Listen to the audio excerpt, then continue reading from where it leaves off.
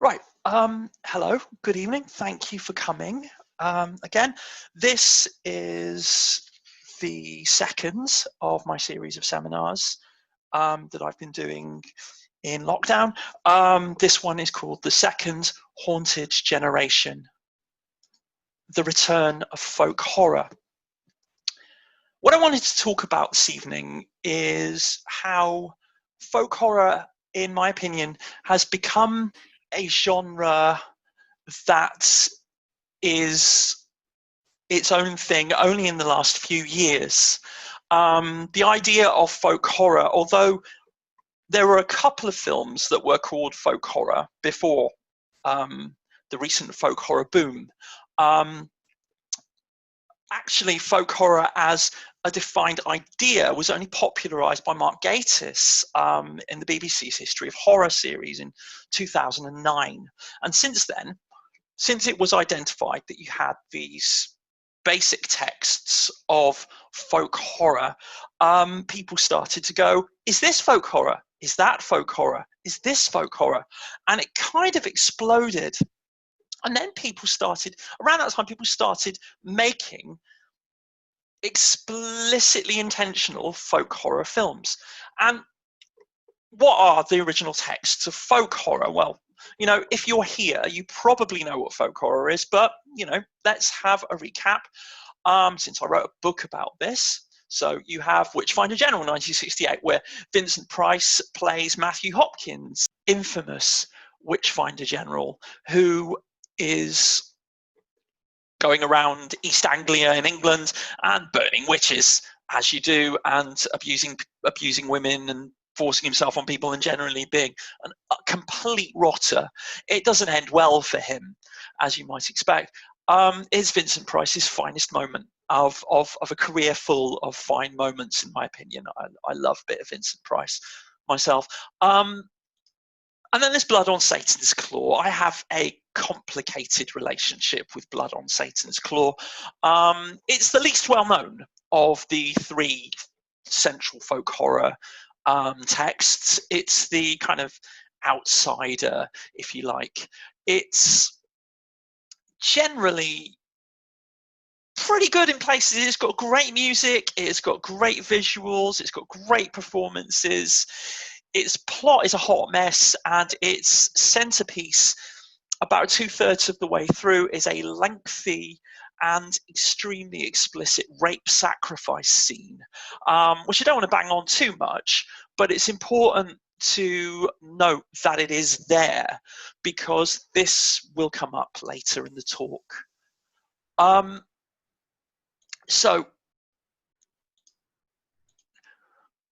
So there's that. And then the best known and the best of the three films is The Wicker Man. Edward Woodward goes to the island of Summerisle. He plays Sergeant Howie. He's a devoutly Christian and very law-abiding cop who's looking for a missing girl. By the end of the film, we discover with a kind of Sophoclean inevitability that his own virtues and failings have led him to the point where he is, in fact, the sacrifice himself. And again, it doesn't end well. But the three main texts of folk horror actually have more in common with each other than they do with a lot of the things that we consider to be folk horror. And also, folk horror is kind of an unhelpful and slightly too narrow definition, really, because there's a lot of things that are adjacent, and we're going to be talking about a lot of adjacent things this evening, because it's important and useful to do so. But a lot of the things that we think of as folk horror don't bear more resemblance to each other than they do to the main texts of folk horror. So, for instance, the BBC Ghost Stories for Christmas, which are mostly based on short stories by M.R. James. Two of them are original stories. One of them is a Charles Dickens story, The Signalman, and here's Denham Elliott as the signalman from that story. And these things, this part of television, some plays for today, some various TV plays, various things by Nigel Neal, form a body that is much quieter and much more measured and perhaps a little bit more serious and much less camp than the three primary texts of folk horror cinema. In the US, at the same time, and this is kind of important because we're going to be talking about new folk horror, and most of the best new folk horror is actually made by Americans. So we want to talk about what's happening in the US in the 70s as well. Now, you have a particular atmosphere in sort of 1970s style horror and thrillers and dark fantasy and things. I mean, one example of, I think, a quintessential American folk horror film from the period is Let's Scare Jessica to Death, which is, despite its really quite racy title, is actually a very well done examination of a woman with profound psychiatric illness who is experiencing uncanny things and who is really not sure she's seeing what she's seeing. She essentially spends the entire film gaslighting herself and being gaslit by a young woman who appears to be a drifter but may in fact be a vampire. It's a tremendous film. It's a bit rough around the edges. Some of the performances and some of the dialogue isn't great, but I think, you know, it's one of my favorite American horror films, actually. A little bit earlier and kind of important, and also one that perhaps I have a complex relationship with, is Rosemary's Baby. And here is a picture of Mia Farrow looking at Roman Polanski's Wikipedia entry. Rosemary's Baby, you probably know the plot of Rosemary's Baby. Essentially, she moves into a high-rise with her husband, who's played by John Cassavetes.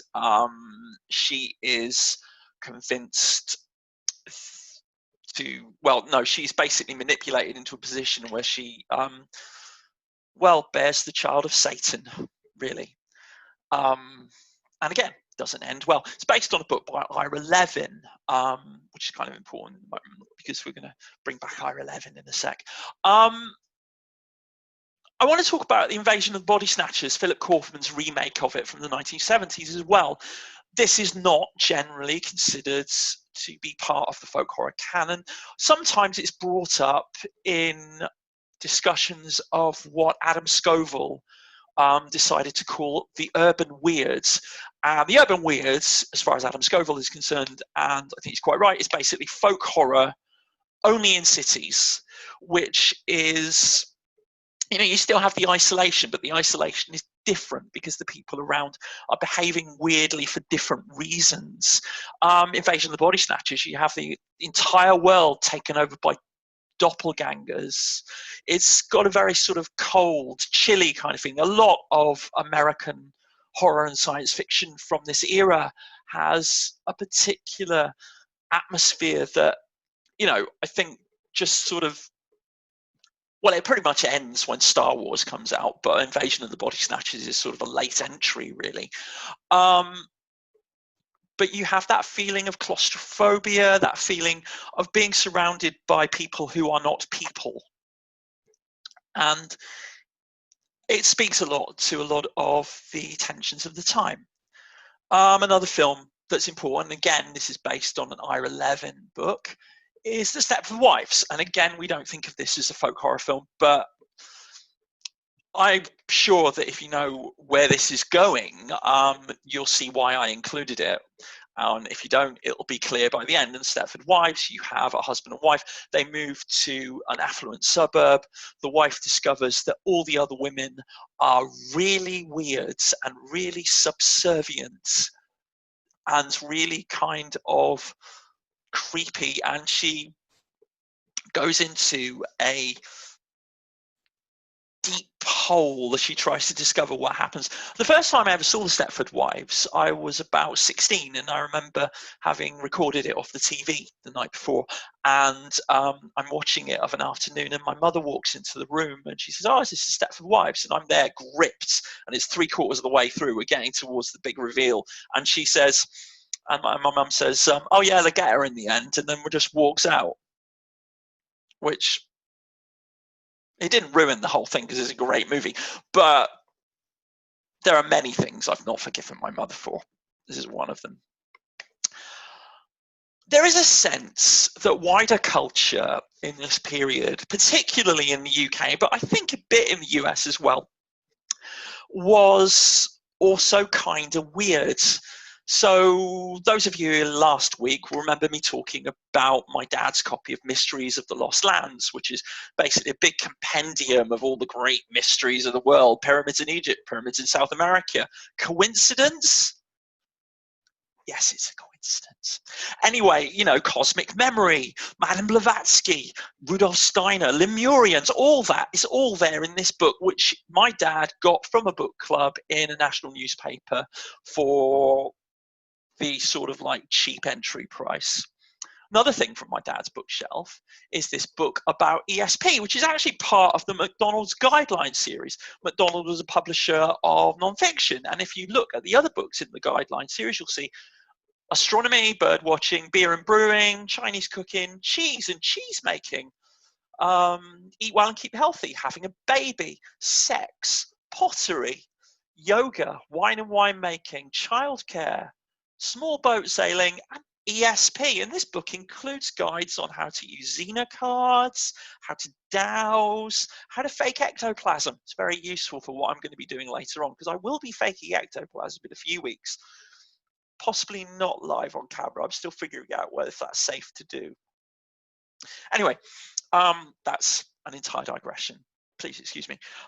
Another book of a similar series from the Hamlin series, Witchcraft and Black Magic. This book's by Peter Haining, and Peter Haining was a prolific writer of books about all sorts of esoteric subjects for the popular mass market. This is from the popular mass market. You buy this in a newsagent, and this book has illustrations which are high octane nightmare fuel. Look at this. This is insane. And once again, it's from a series that also includes books on car maintenance, having a baby, and indeed cheese and cheese making. Why cheese and cheese making was a thing in the 70s as a book you could like have guides for, no idea. Maybe hygiene wasn't as good and just milk turned into... Anyway, never mind. More books from my dad's bookshelf. Mass market stuff. Lyle Watson's Life Tides. Francis X. King's Magic, the Western Tradition. And what's great about this is it's got Austin Spare's topless Isis unveiled on the front cover, and something that you would not see on a mass market, but particularly one advertised in a national newspaper, would be bare boobs on the front cover of a popular book about magic. The new Soviet psychic discoveries, impressive and startling, Colin Wilson, and Earthlights towards an understanding of the UFO enigma. UFOs are, in fact, according to this book, psychic energy from under the ground. Checks out. But wider culture also had a sense of the weird in ways in which were not intended even to be weird. There are a lot of things that happened in our media in the 70s, particularly late 60s, early 80s, but in the 70s mainly, which were a bit odd. So, for instance, the Office of Public Information in the UK produced public information films, which were things that went on in advertising breaks, which were safety messages or messages about things you should know. So here is The Spirit of Dark and Lonely Water, which is a 2-minute film from 1973, which would have been shown in an advertising break and was continually shown for many years afterwards. And you have Donald Pleasance voicing this Grim Reaper figure in the back of the screen there, who is essentially talking about how children die when they carelessly swim too close to dark and lonely water. And the film is designed in order to keep children from hurting themselves by drowning themselves, by scaring the shit out of them. It's one of the most terrifying public information messages ever made. But think also of other public information messages actually are generally weird. British public information messages were basically about the fear. But you have things like Charley Says, which are like these very short films. You have a little boy who's called Tony and his cat Charley, and they have adventures which generally involve stranger danger or getting scalded by kettles or standing too close to a stove or making sure you tell mummy where you're going. And at the end of everything, Charley gives the message, and Charley's message basically goes like,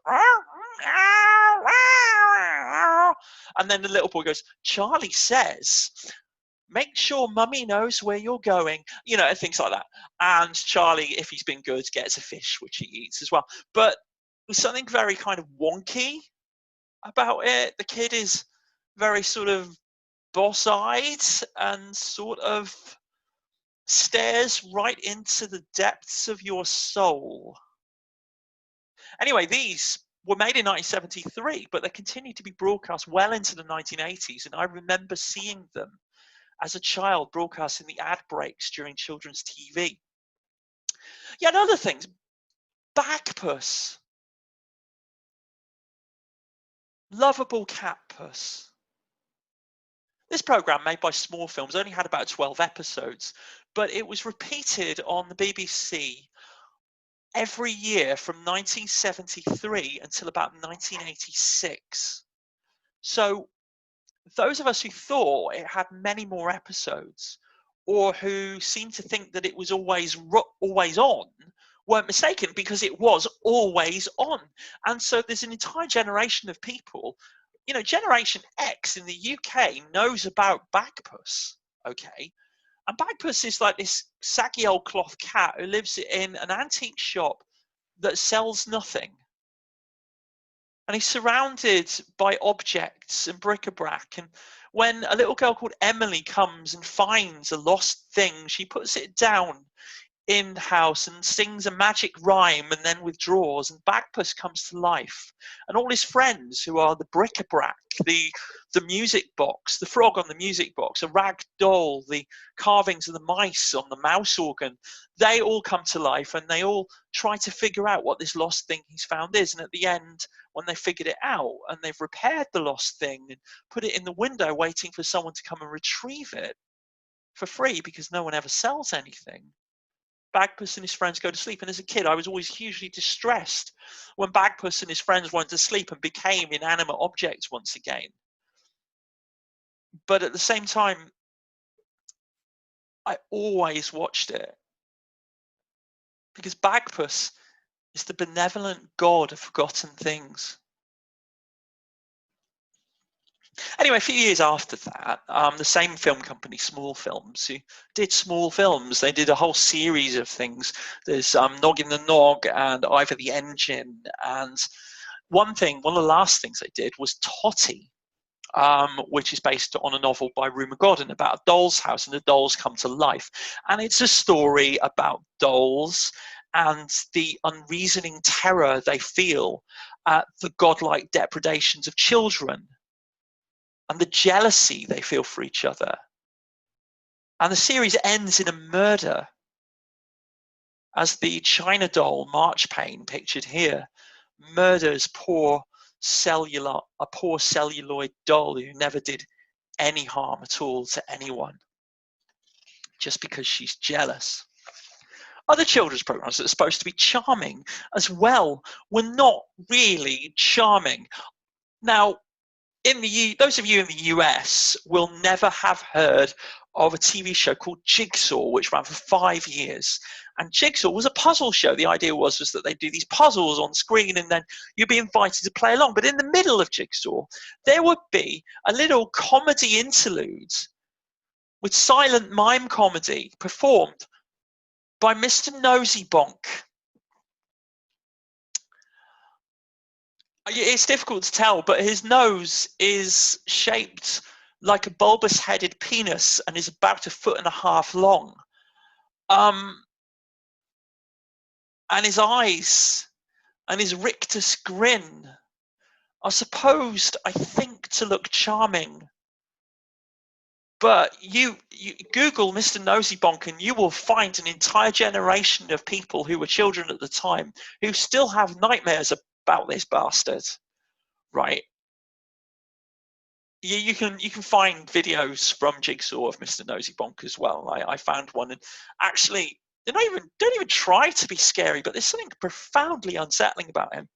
Anyway, I'm not alone in this. In 2017, Bob Fisher wrote an article in the Fortean Times called Haunted Generation, and he talks about how even though a lot of people who grew up at the same time don't feel this way and actually accuse him of making it up, even as a kid, he felt there was a wrongness there.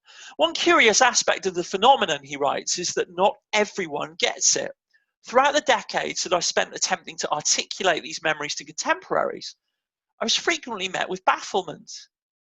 And for the majority of 1970s children, the decade seems to be remembered as an era of boundless fun, of endless summers spent bouncing on space hoppers while listening to the Bay City Rollers.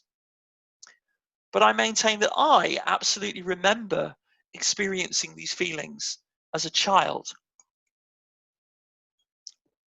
I mean, it is easy to look back at children's television of the era and to be haunted by it, particularly since actually some of it, in retrospect, was much more horrible than even we thought it was. I give you Jim'll Fix It. Jim'll Fix It was presented by the then beloved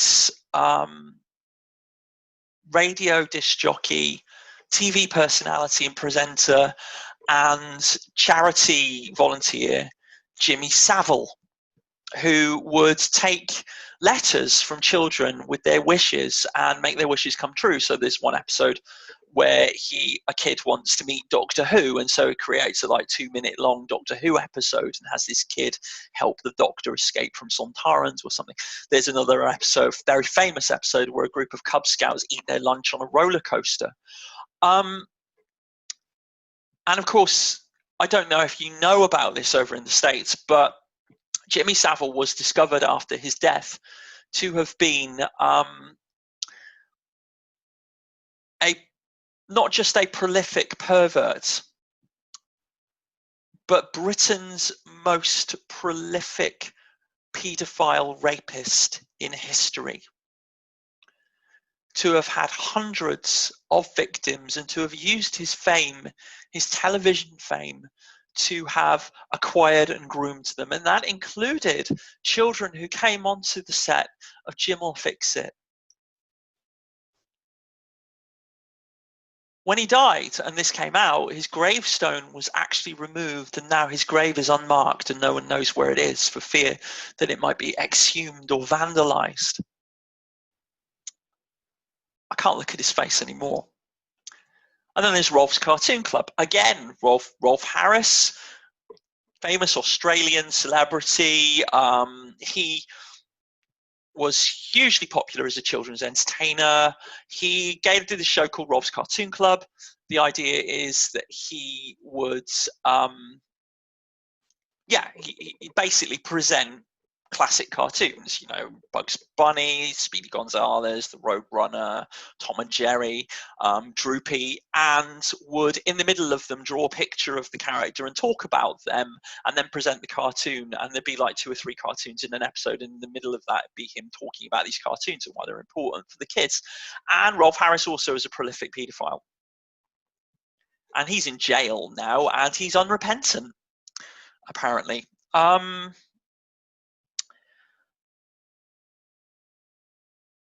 And I loved Rolf's Cartoon Club as a kid.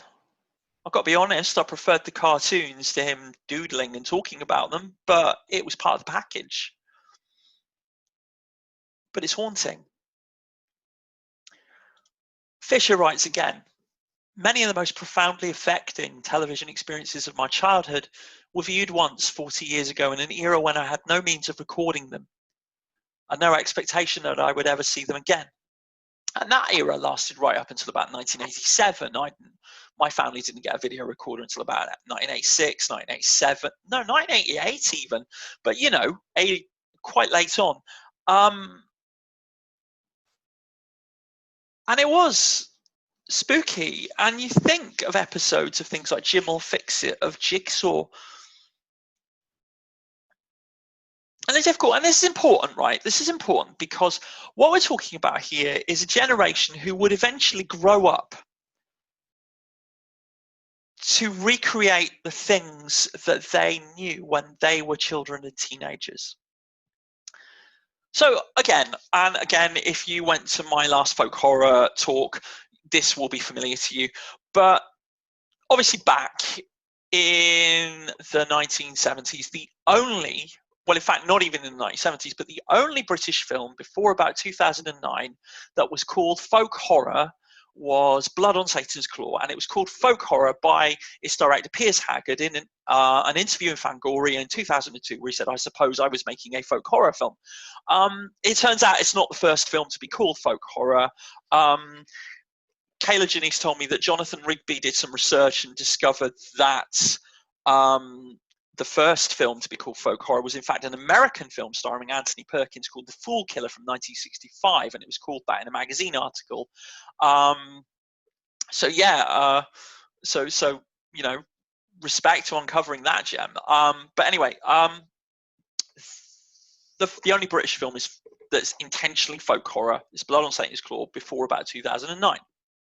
Any other film that is bracketed as folk horror is bracketed retrospectively since folk horror came back.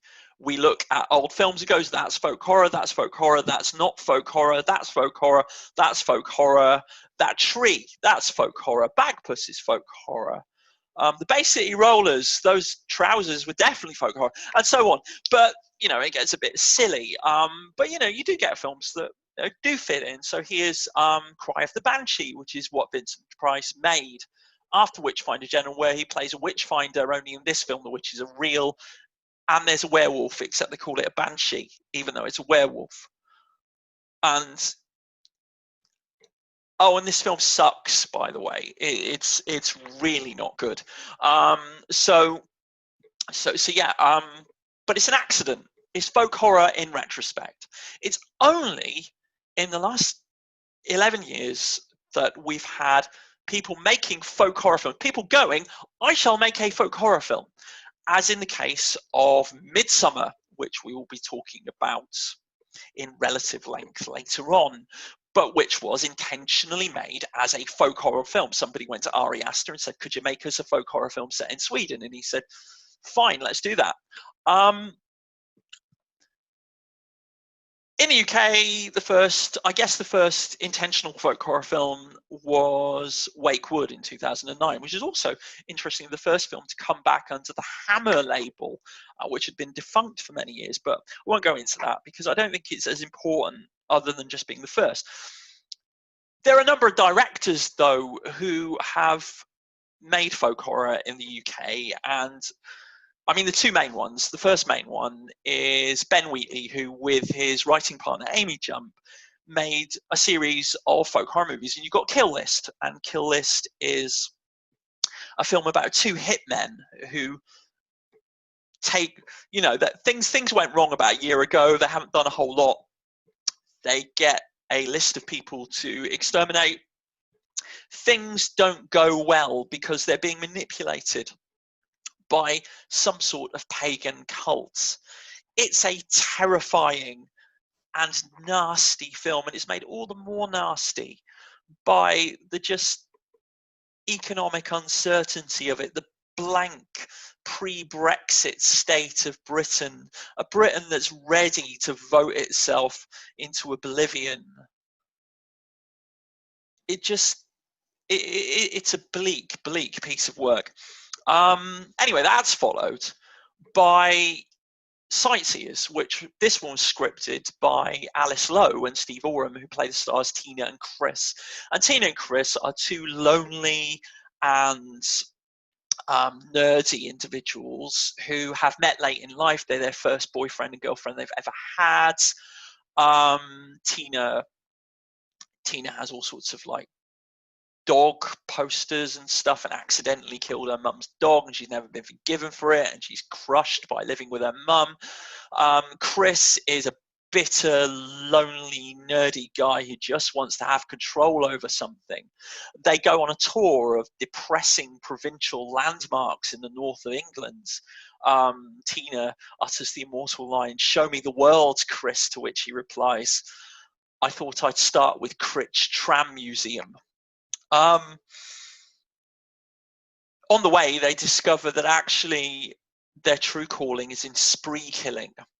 As they begin to engage on mass murder, they grow apart because Chris's spree killing is an expression of his need to control things of order.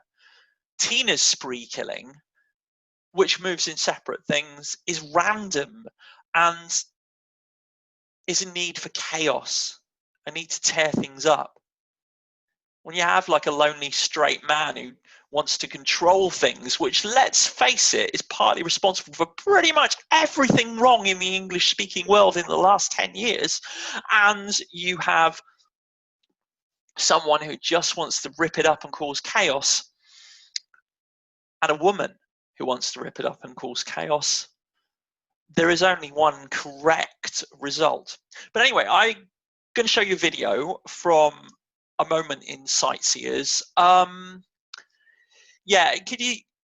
I'm not sure if the sound will work. If it doesn't, it doesn't. But you know, if you can hear it, shout out in the chat box. This is exactly how I imagined it.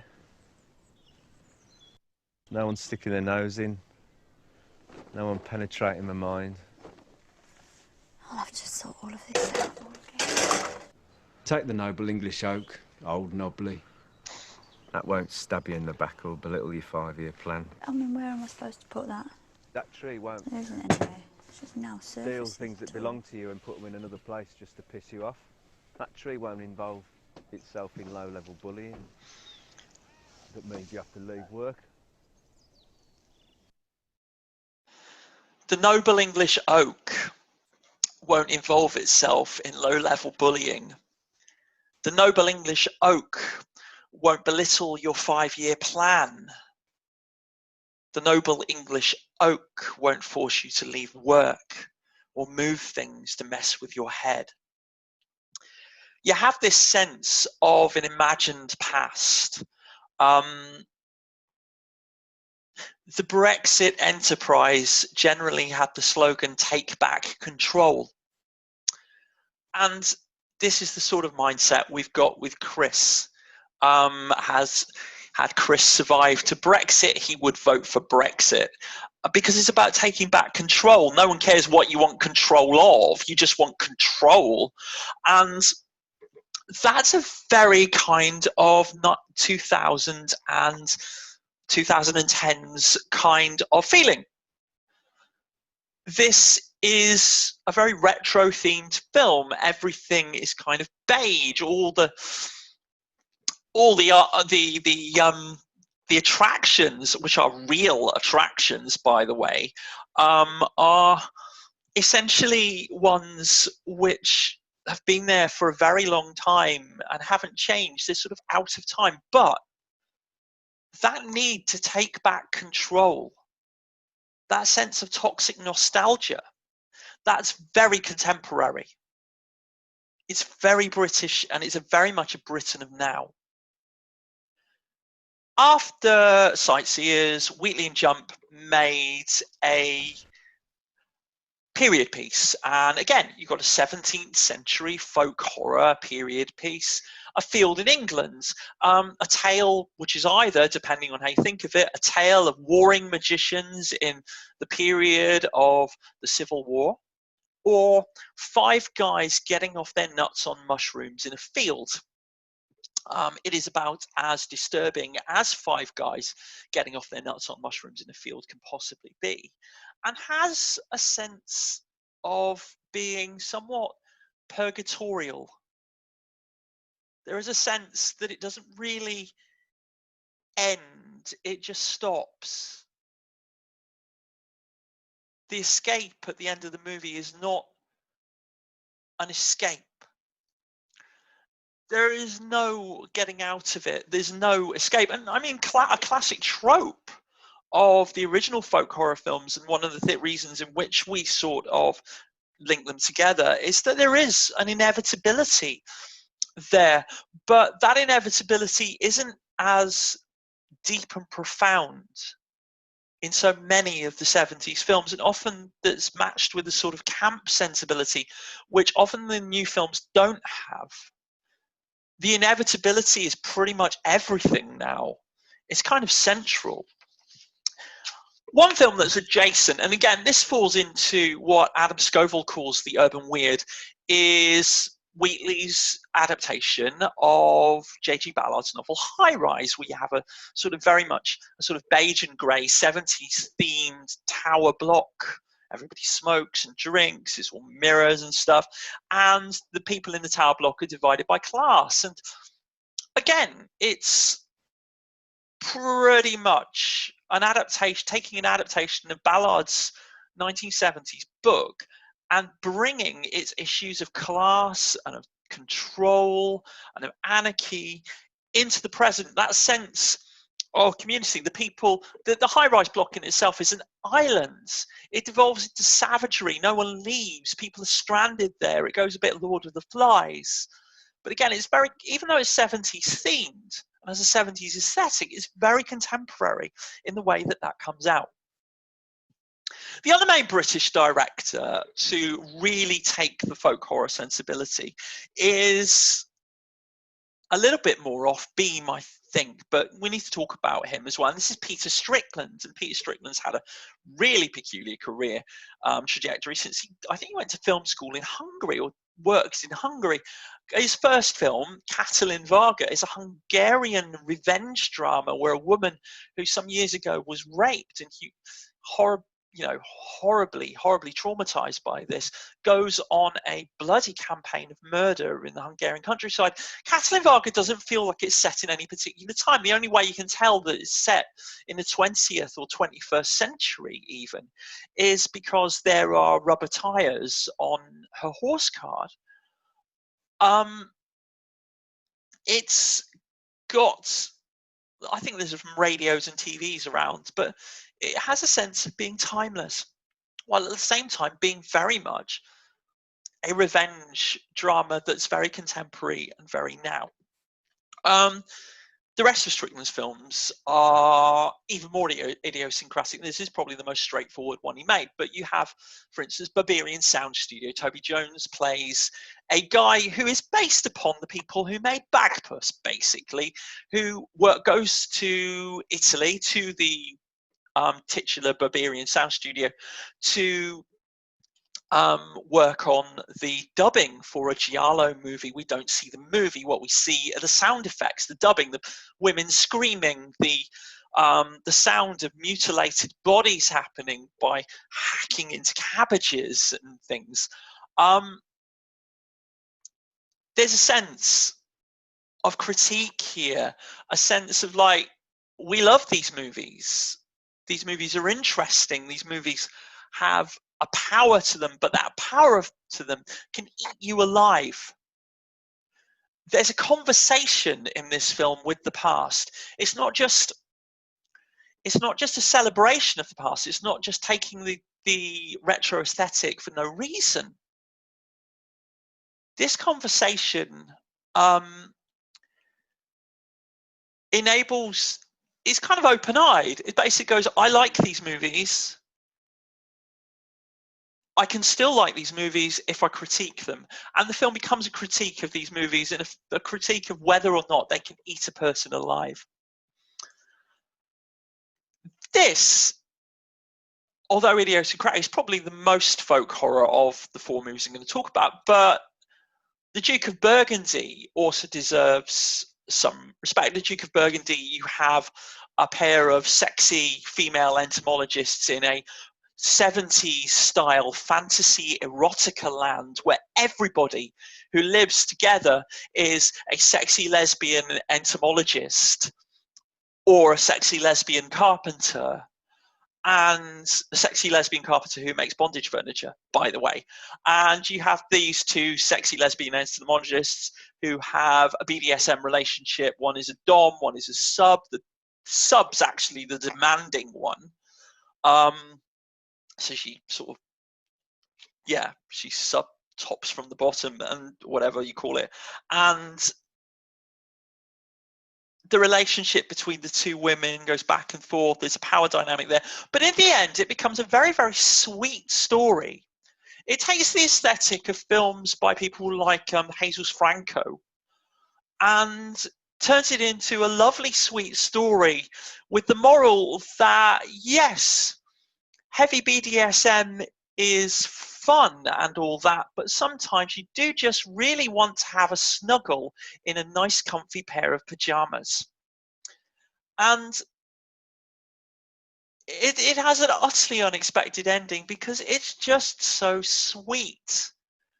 You think this piece of 70s themed lesbian erotica, which, to be honest, has a lovely aesthetic. It's got a lovely sort of curly 70s font in the opening credits, and it goes the full way. There's a credit in the opening credits for perfume supplies, which is wonderful. It goes the whole way, and it still ends up in a place that is the opposite of exploitative, I think. Again, it's in conversation with the past. And Strickland went a few years doing sort of bits of anthology films and working on radio projects and audio dramas and things like that and doing other stuff. And it took about 4 years before he brought out his fourth full-length feature, which is In Fabric. And In Fabric features a sort of early 80s, late 70s British department store that's run by a coven of witches who may or may not be store mannequins come to life. There is a dress of which there is only one copy, and it is sold to a middle-aged woman who played here by Marianne Jean-Baptiste. You can see her looking in the mirror with Fatma Mohammed, who's the one person who's been in all of Strickland's films as the witchy store clerk, and with that amazing sort of black gown, and she speaks in these gnomic sales patter that's sort of vaguely poetic and sort of the sort of thing that someone who wouldn't have English as a first language would have, except all the people who have English as a first language speaking the same weird gnomic sales pattern. The dress is haunted. The dress is murderous. The dress attacks anyone it goes. This woman has a terrible experience with the dress, and then the dress falls into the hands of the world's most boring man, a man who is a washing machine repairman who can send people into a literal trance just by talking about washing machine parts. It's hilarious. I saw it for the first time properly last week, and I don't think I've laughed so much in a horror movie ever. It's just one of the funniest horror movies ever without ceasing to be scary. I really love it. Anyway, so this brings us to 2018, and in 2018, I was invited to give a talk in London for the Miskatonic Institute of Horror Studies, and I said at the end of that talk that I thought the future of folk horror was going to be grassroots content. I thought it was going to be Kickstarters. I thought it was going to be YouTube videos. I thought it was going to be small independent films and things like that, because over the previous 6 months and I was honored actually to have a number of independent filmmakers, Richard Roundtree, Tom Lee Rutter, a few others, send me their films to watch and write about. It was absolutely lovely. So I thought grassroots content was going to be the way. I was wrong. In fact, 2018 is the year where folk horror started to pick up, and you had a lot of folk horror happening, although I didn't necessarily think that was particularly helpful, and we'll talk about that in a moment. Meanwhile, in America, They start making things that are like folk horror, which draw back to that 70s aesthetic. So you have Oz Perkins, the son of Anthony Psycho Perkins, who has made 3 films. I'm going to just talk about the first 2 because I haven't seen the third one yet. The third one's called Gretel and Hansel. His first film was marketed in the film festivals as February and then released as The Black Coat's Daughter, and then it appeared on UK Netflix as February again. And it's about a number of teenage girls greater than 1 and smaller than 4 who and it is indeterminate, honestly, who fall into the terrible clutches of something evil and pagan that lurks in a girls' school during the winter holidays when these young women can't go home. It's got a very quiet retro thing. It has an atmosphere of cold, evil, and dread that reminds me of some of those 1970s films. There's a coldness to it, and it's quite wonderful. But at the same time, it's about young women alone, and it tries to approach feminism. I'm not sure how it succeeds, or whether it succeeds. I think I'll have to watch it again soon to think about that, but I don't even sure that I have a right to know. But anyway, Perkins' following year more famously made the Netflix film I Am the Pretty Thing That Lives in the House, which, although it's got a title redolent of a 1970s Italian movie, because Italian movies from the 1970s really did like having titles that were complete sentences, it's a quiet, considered ghost story. What I love about it, actually, is that it does the one thing it does that I don't think anything else does, is that while many horror movies have scares that you can predict just by looking at your watch, it's like, oh, I'm 25 minutes in and expecting something bad to happen. This film has one specific real moment of terror, which happens at a point in the film's rhythm where it is completely unexpected, and therefore it has a real impact. I really rate it. And it's about loneliness, it's about isolation. You have Ruth Wilson plays a woman who is to look after a now senile writer of horror novels who lives in a house that is haunted. The haunting becomes more and more acute as you go on. It's set at some time in the past. It feels like the 1980s. It feels like a Stephen King kind of period. He's obviously seen The Shining. I think it has that same sort of 1970s thing, but once again, it's in conversation with it. It looks back and it looks forward. It talks about these things. It uses this stuff in a new way. Okay, and we can't really talk about new folk horror, though, without talking about The Witch. I think The Witch is the first American film that explicitly was thought of and conceived as a folk horror movie. And it's, it's a tremendous piece of work. It's all British actors who play a group of settlers in New England in the 17th century. What's interesting about it is that it's a story of radicalization. In The Witch, you have Anya Taylor-Joy plays Thomasin, and her family get picked off one by a coven of witches in the forest after they get expelled from a Puritan community over some doctrinal dispute. She eventually becomes radicalized as a result. You could take the plot of this story, a thought experiment I had, you take the plot of this story and put it in the Middle East, and you have like a family who are picked off one by American drones, and then the daughter, left on her own, eventually goes off into the desert, into the city, and gets radicalized. It's a similar sort of trajectory. It's a story of radicalization. It's a story of liberation through self-annihilation, through the destruction of the self. And that identity horror is something that you would not really have in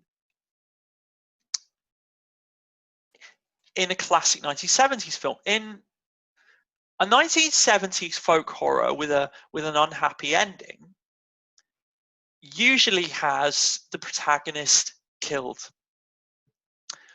There are a large number of films from this period where the protagonist becomes complicit with the evil and gives up. And The Witch is one of them. Kill List is another one. Hereditary we'll look at in a minute. This is a thing now. It's a very modern story using a deliberately archaic mode of expression. But you want to talk about an archaic mode of expression, right? You want to talk about Anna Biller's film, The Love Witch. Elaine here, played by Samantha Robinson, is a witch. She does all sorts of magic. She's not terribly bright, but she's also obsessed with finding a man. But she has this thing where she throws herself at guys and then they fall in love with her, and then the moment they actually act like they're genuinely interested, she rejects them, and then because she's a witch they kind of up and die, which is kind of disappointing really. But the men are all basic arseholes anyway. They're all whiny crybabies, and she's kind of right there in that respect. But at the same time, her behavior is interesting because at one point, someone describes her behavior as a borderline personality disorder. And actually, if you look at Elaine's behavior and Elaine's attitudes and map it to a laundry list of the symptoms of BPD, she's got most of them. She does actually seem to have borderline personality disorder. But of course, this isn't really going to be treated right because she's just using the tropes of a crazy woman from a classic film. Except it's not really set in the 1970s. It looks like a film from 1970. Anna Biller has repeatedly denied that she's actually sort of copying any classic film. I mean, you could look at Valley of the Dolls. You could look at the Italian movie All the Colors of Dark, which is a personal favorite of mine. You could look at all these things and see all the similarities. George Romero's Season of the Witch. But Annabella goes, no, I am not commenting on any one specific film. I'm not drawing influence from them. I'm critiquing them. And actually, if you look at this film, it's not even set in the 1970s. It's got a perfect 1970s aesthetic. I mean, look at that eyeshadow, right? Look at that frosted lip gloss. But in fact, early on in the film, you sort of see her pull up in front of the house she's moving into, and in the background, you see contemporary 2015, 2016 cars, and you think, well, that's a cheap film, you know? It's like, you know, they can't do that. It's like the conceit. They're just using it as part of the conceit, right? This is happening in a real place, and they couldn't close the street. But actually, later on, that's blown to pieces because you see Trish, who I think is the main antagonist of the film, and quite rightly too, because Elaine shags her husband. Trish pulls out an iPhone and makes a call on it, and you realise that this is present. Also, a big plot line in the film concerns a burlesque act, and burlesque repeats over the course of the film as a theme. And there are a few things more contemporary than burlesque, let me tell you. I have a friend who's a burlesque artist, and classic burlesque does not look like modern burlesque. Modern burlesque is basically stand-up comedy, only the women take their clothes off. There's more to it than that. It's an art. That's not fair to my friend, but my friend Primrose Proper. Oh, she's amazing. But yeah, it's modern burlesque in this film. So you have this. Burlesque is very much a thing that exists in conversation with the past. It takes an art form from the past and makes it into a feminist, not slut-shaming, not kink-shaming statement. And that's kind of what this film's trying to do. It's trying to be feminist and trying to be in conversation with these things. It's trying to be modern. They talk about patriarchy and feminism and all this stuff. Moving on. Jordan Peele in 2017 made Get Out. Get Out is the American Wicker Man. I say that without any hesitation whatsoever. But it also draws from the Stepford Wives. You have Chris, who this black guy who has a white girlfriend. She's got affluent parents. He goes to meet the parents. They're terrible, horrendous white liberals. I would have voted for Obama a third time if I could. I saw a fantastic picture last week where they took that still from the film and they captioned it. I would have put 2 black squares on my Instagram profile if I could. And Chris discovers that all the black people in the area are very, very weird. He later discovers that they're basically being adulterated and they're having their brains operated on to turn them into white people inside. And this is going to happen to him. The science of this makes no sense whatsoever, but he is shown a video. I'm sorry about all the spoilers, by the way. I should have warned you at the beginning. He's shown a video which includes the words, "Behold the coagula," which is actually a phrase from 19th century high magic, courtesy of Eliphar Levi. And the point being that actually it's magic they're doing. They're actually a magical cult. They're a pagan village conspiracy, but it's all disguised as science because white people will believe any old shit as long as you call it science, which is a thing that many African Americans believe, and quite reasonably so, I think. Anyway, 2018 brought us Ari Aster's first film as well, Hereditary, which draws from Rosemary's Baby. In fact, it's more or less the same plot as Rosemary's Baby. You have Toni Collette plays a mother who's autistic coded daughter.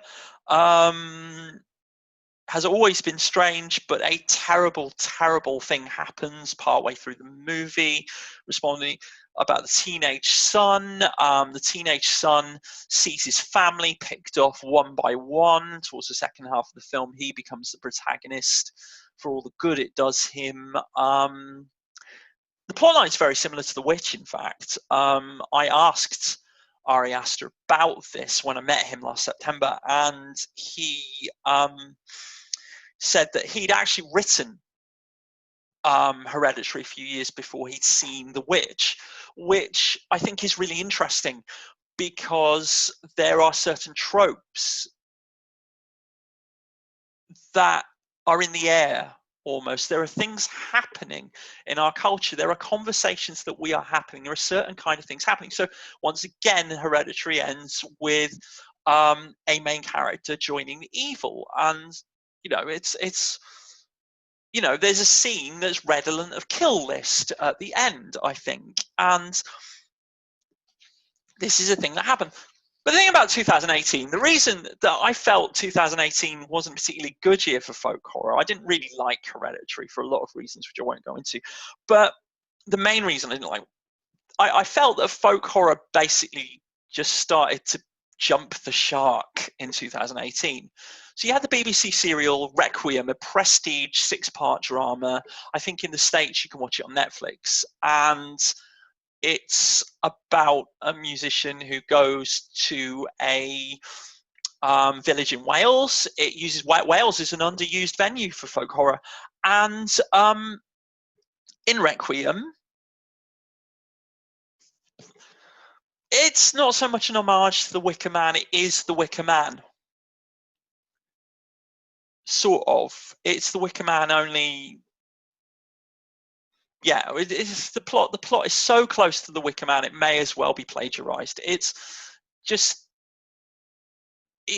beyond homage. It's just so completely boilerplate. It felt like folk horror bingo. It felt like someone had a folk horror bingo card and was crossing off the things in their show. Requiem still was quite well. It was well acted. It was well made. It was well written. It was just somebody else's story.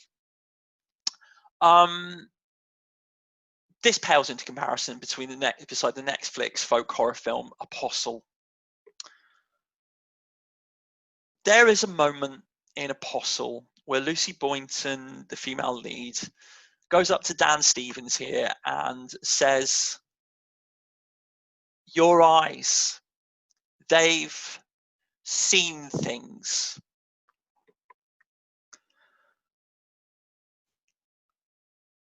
Which is possibly one of the worst lines I've heard in a movie in the last 10 years. But at the end of Apostle, I just thought, notwithstanding the presence of Michael Sheen, who is always fantastic in anything he's in, Apostle was just folk horror bingo from start to finish, and it made no sense. People's motivations didn't do stuff. They just threw everything in the pot and go, this is folk horror, and this is folk horror, and this is folk horror, and here's a man with twigs on his head.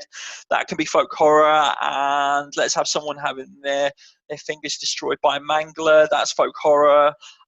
And let's have a Christian sect that makes no sense, and that's folk horror. And let's have someone who says that you're going to be my friend forever and then decide that he's actually going to kill you. That's folk horror. And my eyes, they've seen things.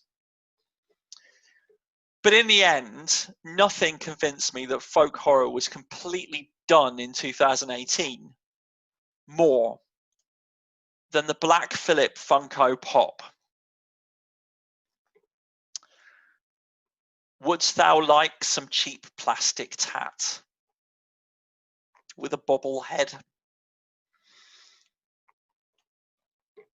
Why? Well, I know why, because people wanted to buy it, because it had a fandom. It's just a thing, but fuck's sake. Anyway, again, I thought folk horror was done in 2018. I was wrong. Because in 2019, you suddenly have a succession of huge folk horror movies, all of which are the sophomore efforts of people who've made significant folk horror movies before this point. So you have Jordan Peele's phenomenal film, Us. And Us draws on some of the atmosphere of the 1978 Invasion of the Body Snatchers, in my opinion. It has that kind of Ira Levin thing. It has the doppelgangers taking over the world.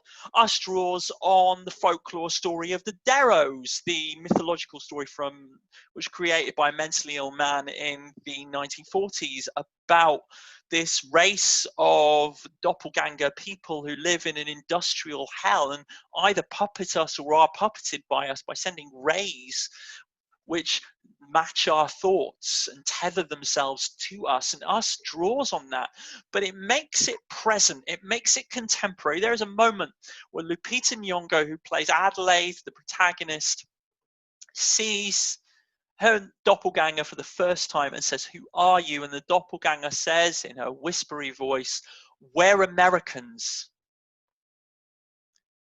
And this story about who Americans are, this tackling about who we are and what we've become and what we're becoming and what we're capable of doing and who are we, and we could be there and they could be us and we could be swapped with somebody else and be something else. And everything about this film, in my opinion, is perfect. I love this film. I may even like it more than Get Out. I need to watch it again and figure that out. But I do really want to watch this movie again because it's so good. So good. Robert Eggers, maker of The Witch, gave us The Lighthouse. And The Lighthouse, you have Robert Pattinson and Willem Dafoe going nuts on an island on their own and getting drunk. Sometimes they're friends, sometimes they're enemies. Sometimes they're beating the crap out of each other. Robert Pattinson is very brave. He's really not afraid to look like a wanker. To be honest, since there is an awful lot of self-abuse in this film, largely concerned with the visions of a mermaid. There's something uncanny about this film, although there's no explicit uncanniness. Is it in his imagination? Are all these things there? Is he going mad? Is he haunted? We don't know, but there's something kind of unsettling about this film, and it's written in, The Witch was done in a sort of like ersatz 17th century vernacular. The lighthouse has a kind of nautical feel, it be a salty sea dog's tale and all that. It's quite fantastic. But anyway, that came at the end of the year, us came at the beginning of the year, but bang in the middle of the year came the most important folk horror movie made in the 21st century by a country mile, and that is, of course, Ari Aster's second film, Midsummer. And Midsummer, it's the Wicker Man plot, sort of, with the breakup plot. It's about 15 hours long. It's beautiful looking. It's all in daylight. You have large amounts of themes about gaslighting, about bad relationships. You have a 21st century take on relationships. Ari Aster was approached by a Swedish film firm called Be Real, who said, could you make us a folk horror film set in Sweden? And he's like, yes, but you want me to make one that's kind of like Hostel, and I want to make one that's kind of like The Wicker Man, only with a breakup film, except not The Wicker Man. Because he made a point of wanting it not to be like The Wicker Man. Midsummer's hugely popular. It's massive. It's the film poster that it graces 1 million dorms around the world. It's memes. It's memes to hell and back. For instance, here, well, here's a picture from the film, but here is an Animal Crossing meme, Midsummer themed, from Twitter. I love this. I love the little bear head. I love the comedy hammer, which if you've seen Midsummer, you know the significance of that. It's just, there's a whole series of these from the same user. I look them up. They're amazing.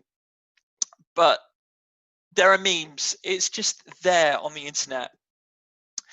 Is it really The Wicker Man, though? It's very like The Wicker Man. In an interview with Empire magazine last year, Ari Aster said, I try to avoid it as much as I could. I think what the movie tries to do is point to The Wicker Man and set up expectations native to that film, and then take a left turn from there and go somewhere surprising. And I admit that surprised me, because, yeah, I mean, the statement surprised me more than the film did, because I thought the entire point of the film was that you knew exactly what was happening right from the beginning. And I don't think it was going anywhere surprising, and that was to its benefit. But, I think the filmmaker's intentions and what you get out of a film are not necessarily the same thing after all. And I was lucky enough to speak to Ari Aster. I went courtesy of the Miskatonic Institute. I'm very grateful to.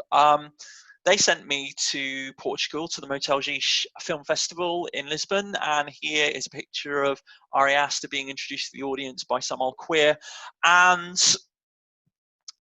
he is on stage with me, and we're talking about it. And we had a couple of conversations beforehand, quite brief, because he's a busy man, and they really worked him hard at that festival. They're like, we've got a celebrity guest, we're going to make him do as much as we can. And he was happy to. He's a very nice man, actually. Anyway, on stage, he said, I made a decision to not watch any folk horror films before I made Midsummer. I had seen them all, but it had been about 10 years since I had seen really any of them. I knew them, but kind of wanted to stay away from them while also paying homage to an extent and acknowledging what came before. It was sort of important to me to just stay clear of them. Now that's really interesting.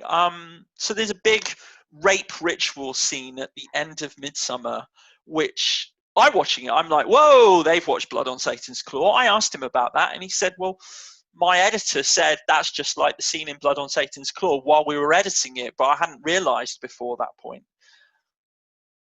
You have a film, and again, this felt, when the first time I watched it, I thought, folk horror bingo, but he's using a slightly different card.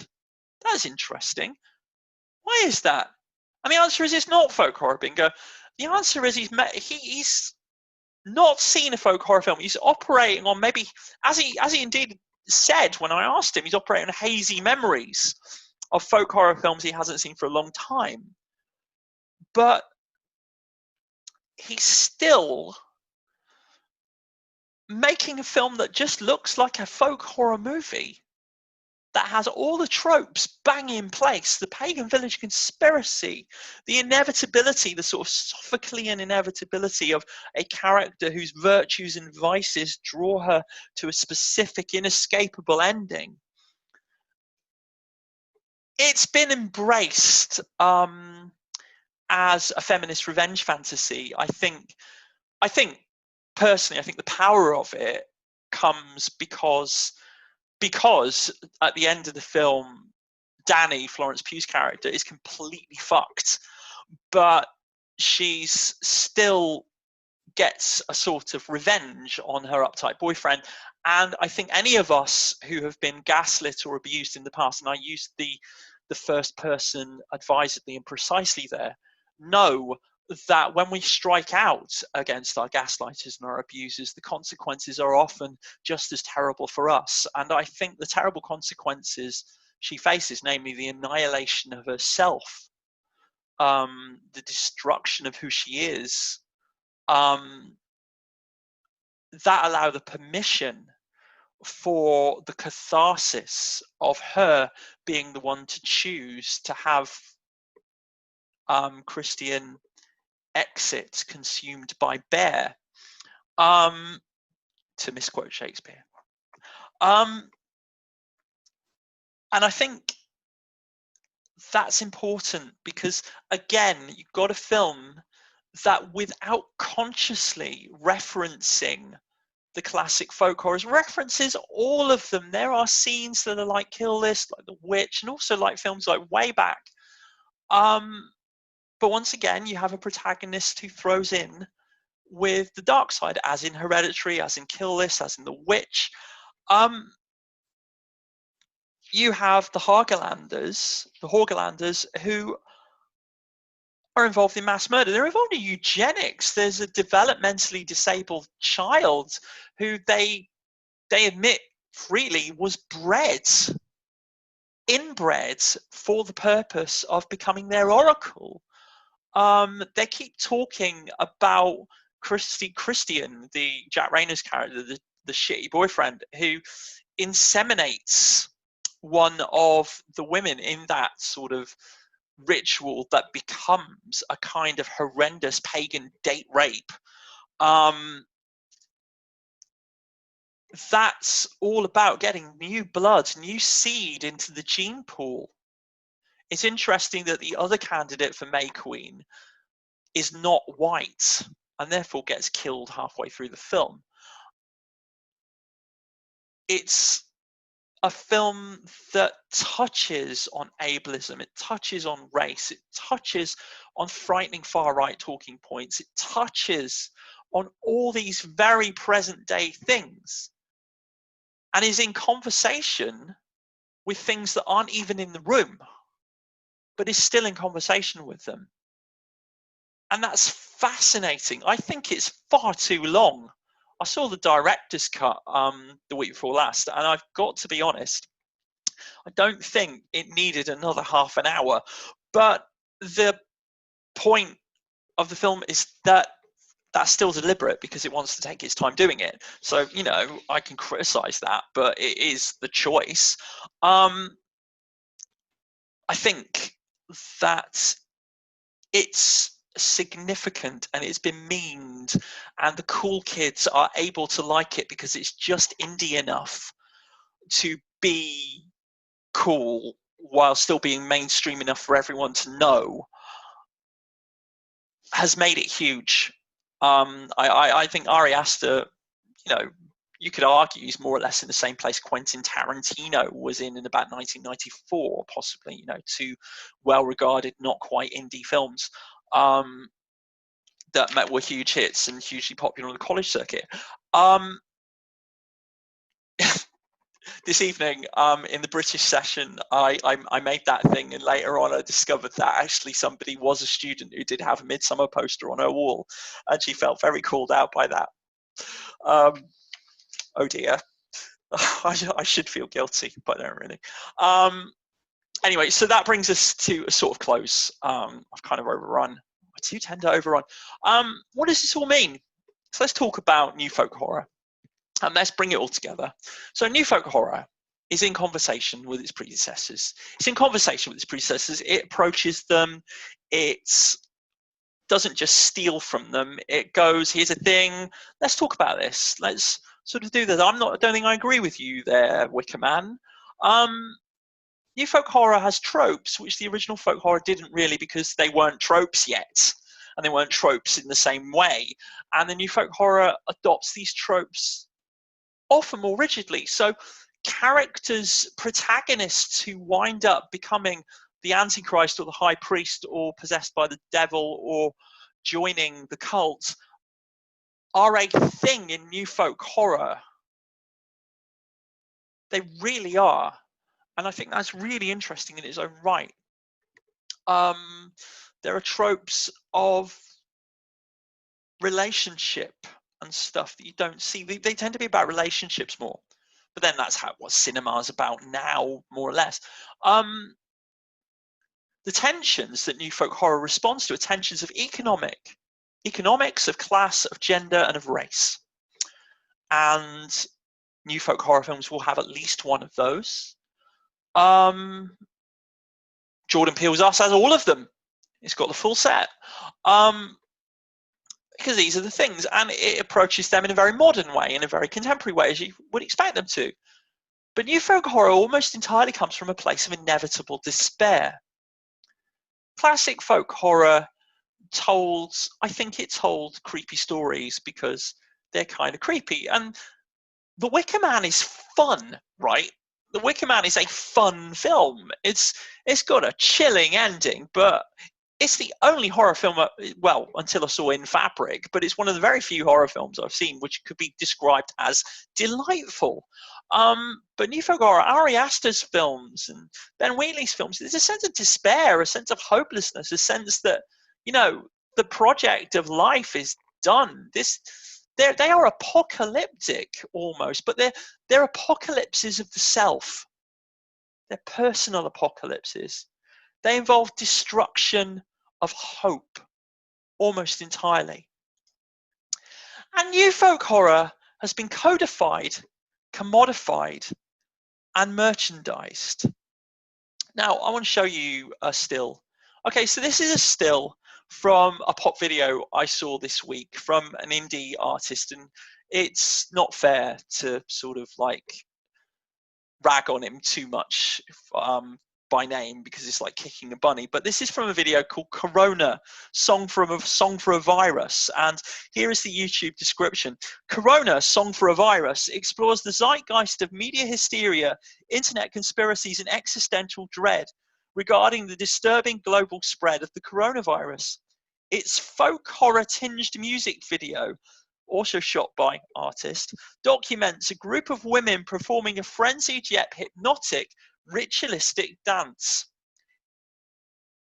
What it means is that it's sepia toned and it's a bunch of pretty girls in leotards groping each other up for 3 minutes, with the occasional words like now, fever, mask, hands, and bats superimposed.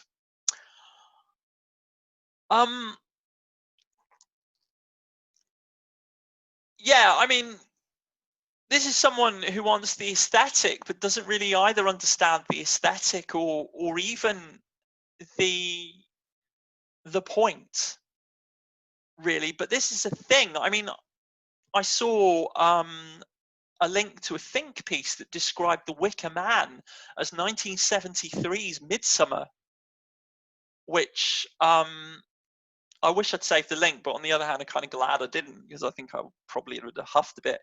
And that commodification is part of what makes a genre stick around, to be honest. This is how cinema works. Folk horror may not be here to stay, but it's here for a while, and it's a thing, and it's something that can be monetized, and people are trying to get on the bandwagon. And with that, let's finish on a note of inevitable and complete despair.